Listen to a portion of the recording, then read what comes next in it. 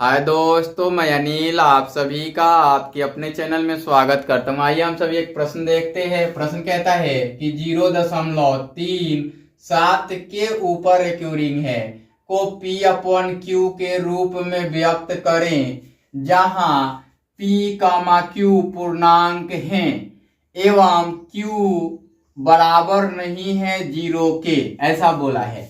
कहता है express 0.37 over कितना है, रिक्यूरिंग है। 37 ओवर रिक्यूरिंग नहीं, 0.3 और 7 over recurring in the form P upon में Q where P comma Q are integers and Q does not equal to 0। ऐसा पढ़ेंगे इसको। तो आइए अब हम इसको बनाते हैं। हम लिखते हैं हल अर्थात सॉल्यूशंस, और फिर लिखते हैं दिया है अर्थात गिवन। क्या दिया गया है? 0.37 के ऊपर रिक्यूरिंग को P अपॉन Q के रूप में व्यक्त करें, ऐसा दिया गया है। फिर दिया गया है कि जहां P और Q पूर्णांक है, तो लिख सकते हैं P एंड Q पूर्णांक हैं, अर्थात कि दोनों ही इंटीजर्स हैं। और क्या दिया गया है? एवं Q बराबर नहीं है 0 के।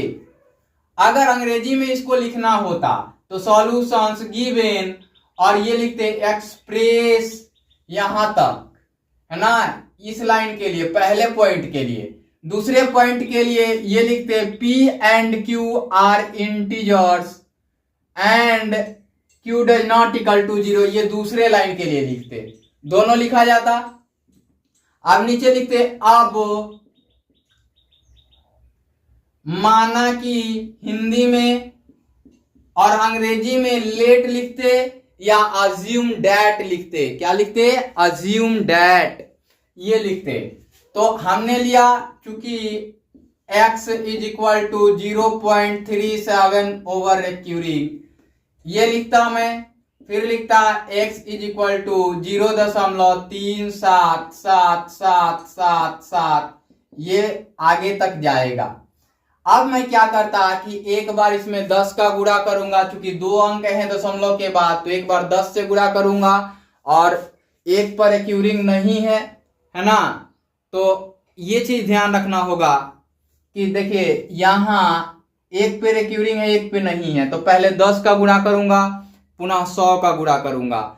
अगर दोनों पर रिक्यूरिंग होता तो डायरेक्ट 100 का गुणा करना होता, है ना। आप केवल 10 से भी लेके चल सकते थे और उसको जाके बाद में डेसिमल को मैनेज करके बना सकते थे, लेकिन मैं उस तरीके से नहीं बताऊंगा। जो तरीका आसान होगा वही बताऊंगा। यहां करता क्या हूं मैं, 10x लिखता हूं और यहां भी 10 से मल्टीप्लाई करता हूं, है ना, और लिखता हूं दोनों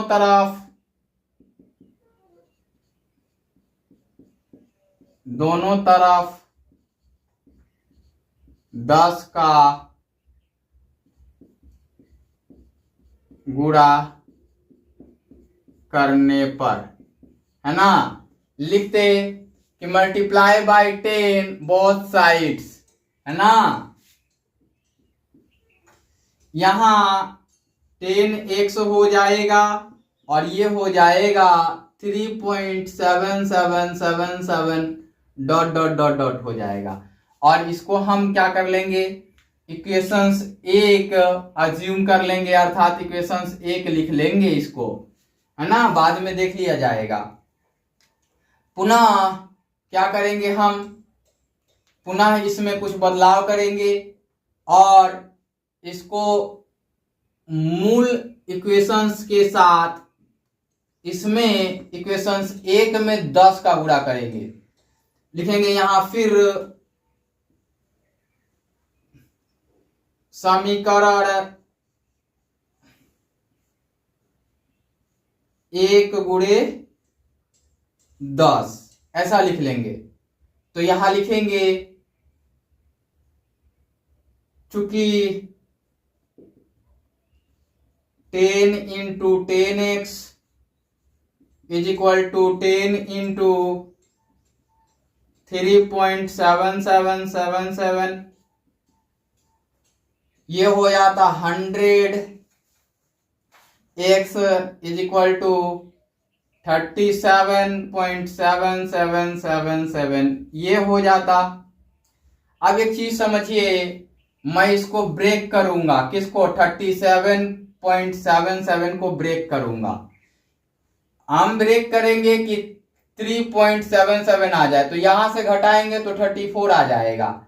तो हम इसको लिखते हैं 100x और इसको 34 प्लस 3.7777 ये आते रहेगा। क्यों? 34.0000 लिख लें और 3.7777 लिख लें, है ना? तो ये हो जाएगा 77777 और ये हो जाएगा 7 और ये हो जाएगा 3। इस प्रकार से होगा ऐड करने के बाद। तो ये इस प्रकार से समझ गए। अब यहां देखिए कि ये 100x दिख रहा है, धीरज? ये वाला पर लाइन दिख रहा है। चलिए हम आगे की ओर आते हैं, इसको मिटा देता हूं।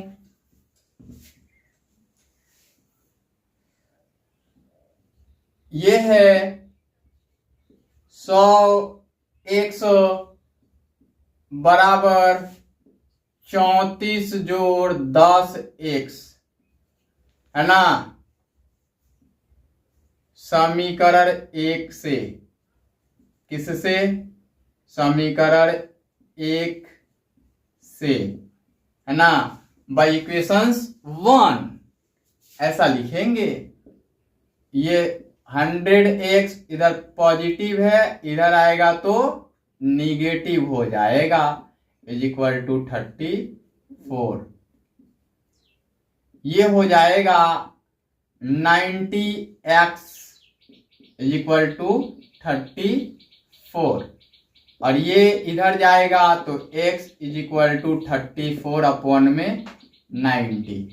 और ये देखिए ये फ्रैक्शनल है, ये दोनों में कॉमन है 2, तो इसलिए 17/45 ये कट जाएगा। ये 45 × 2 और ये 17 × 2, है ना? यही इसका फाइनल उत्तर होगा, है ना?